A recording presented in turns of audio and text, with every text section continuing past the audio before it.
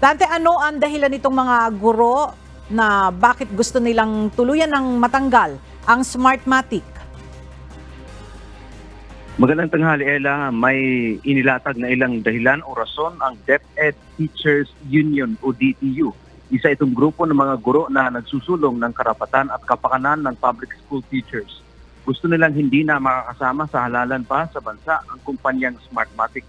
Binanggit ng mga guro ang kanilang karanasan sa nakalipas na halalan tulad na lamang noong 2022 national and local automated elections gamit ang mga makinang nabili sa Smartmatic. May 1,800 na mga vote counting machine o BCM ang nagmalfunction o hindi gumana ng maayos. Tinatayang nila na 1.1 million na mga botante ang naapektuhan kung saan naantala ang pagboto. Ang iba ay umuwi na lang at hindi na nakaboto. Ang masaklapaan nila ay sila ang nasisisi at minumura pa sila ng mga botante at maging mga kandidato dahil sa aberya.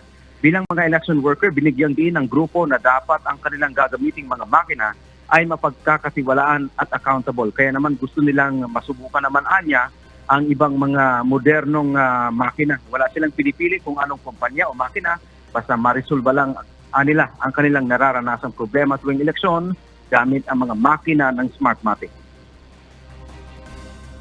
Ang sa amin na ang panindigan namin is yung mga teachers hindi madihado. As to the bidding and the processes, wala kaming kinalaman kung sino nagsumite, kung sino yung nanalo. Ang sa amin lang, ipinipresenta namin yung kapalkapakan ng Smartmatics.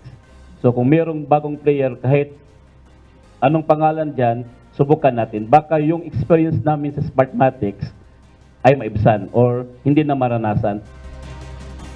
Dagdagan ng mga ito ang pinakabagong issue ngayon sa Smartmatic na nagdulot umano ng duda ay matapos ng kasuhan ng US Grand Jury ang kumpanya o mga opisyal ng kumpanya at dating chairman ng COMELEC na si Andres Bautista dahil sa issue ng panunuhol o bribery at money laundering kaugnay noong 2016 elections. Ayon pa sa mga ito, Ella, dahil nga sa mga issue na kanilang binabanggit ay nasisira ang tiwala ng publiko sa proseso ng botohan sa bansa. Yan nating update pala dito sa Maynila. Balik sa iyo, Ella. Maraming salamat, Dante Amento.